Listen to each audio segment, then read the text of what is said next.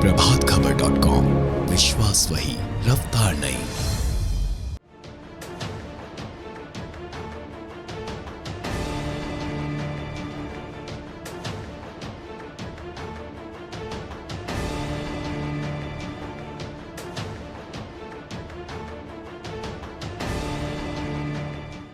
Samajwadi party वरिष्ठ नेता आजम खान ने पहली बार चुनावी जनसभा में अपने आप को बुरा भला कहकर रामपुर के लोगों से कहा कि मैंने क्या गलत किया है जिसकी सजा आपने मुझे लोकसभा में प्रत्याशी असीम राजा को हरा कर दी।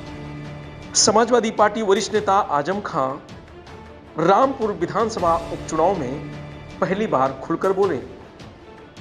बीती रात एक जनसभा को संबोधित करते हुए आजम खान रामपुर के लोगों से अपील की और कहा कि बीते लोकसभा चुनाव में जो चूक हुई है वो इस विधानसभा चुनाव में नहीं होनी चाहिए, क्योंकि अब हमारे पास और समय नहीं है। जनसभा को संबोधित करते हुए आजम खान भावुक हो गए। भावुक के क्षणों में आजम खान आंसू नहीं रोक पाए।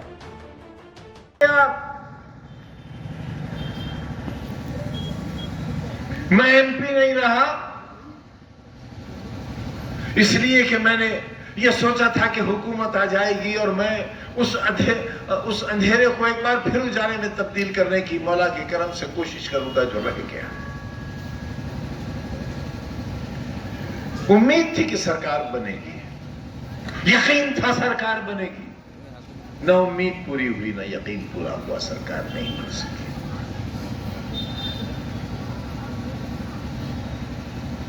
पार्लियामेंट से इस्तीफा दे दिया मैंने, असेंबली का मेंबर हो गया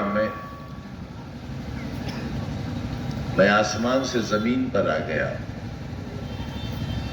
वो आसमान जो कभी मेरा था, वो जमीन जो कभी मेरी थी, आपने न आसमान का लिहाज किया और न जमीन का लिहाज किया। मैं शिकायत करने आया हूं आपसे, और इस खाने खुदा को जिस तरह हाजिर जानकर आसिम राजा ने कहा है, मेरी जेल की एक सांस का हिसाब नहीं चुकता कर सकते आप, मेरे एक आंसू का हिसाब नहीं दे सकते आप। सामने की बैरिक में मेरी बीवी बंद थी और 8x11 की कोठरी में मेरे साथ मेरा बेटा बंद था। कोई है बाप, कोई है ऐसा जालिम बाप जो 27 महीने तक अपनी औलाद के खून के आंसू अपनी आंखों से देखता रहा हो? है कोई बाप ऐसा जालिम? मैं हूं ऐसा बाप। किसके लिए? बच्चे का मुस्तकबिल खो दिया किसके लिए? बीमार बीवी 1 साल रगड़ती रही कैद के अंदर, प्रोफेसर से रिटायर होने वाली औरत किसके लिए? सोने और चांदी के कंगन के लिए? किसी आलीशान कोठी या महल के लिए? किसी जहाज या हेलीकॉप्टर के लिए? न, इसके लिए। पार्लियामेंट का चुनाव आया, बड़ी मेहनत से तुम्हें पार्लियामेंट की सीट जीत कर दी थी। किससे जीती थी मैंने? हिंदुस्तान की एक बहुत मशहूर फिल्म अदाकारा से, जिनका बहुत ग्लैमर था रामपुर में।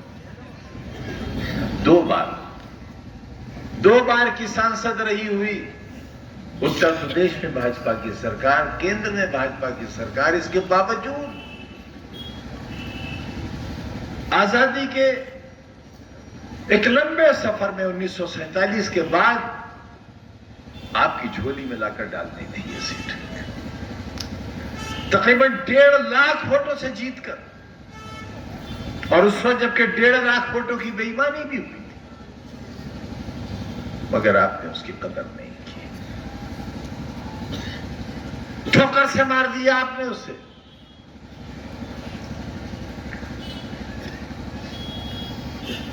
मैं जुल्म सहता रहा, मेरा पूरा खानदान, ये खानदान ही तो है मेरा, आज भी जेलों के अंदर है।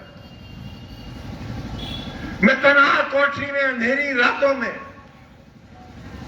तुम्हारे कल की याद करके रोता रहा।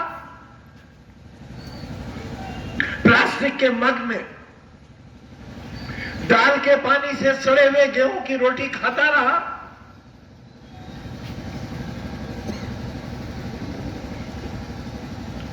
और ख्वाब देखता रहा कि आप हिफाजत करोगे, मुहाफिज बनोगे।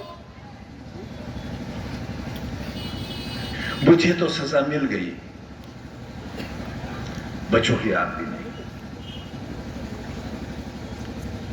और याद रखना, मेरी सजा तो कब्र में मेरे साथ चली जाएगी, मगर तुम्हारे गुनाह की सजा कई नस्लें भुगतेंगी। आखिरत में जवाब नहीं दे पाओगे।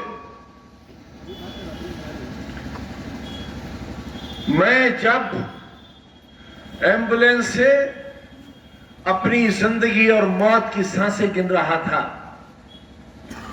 और सीतापुर जेल से मुझे निकाला गया था, यह सोच करके मैं जेल के अंदर न मर जाऊं, सीतापुर की सरहदों के बाहर जाकर मरूं। उस वक्त भी यह कलम मेरी जेब में लगा हुआ था, यही कलम था। अपने लिए नहीं, तुम्हारे बच्चों के लिए। मैं तो पढ़ चुका। प्रभातखबर.com, विश्वास वही, रफ्तार नहीं।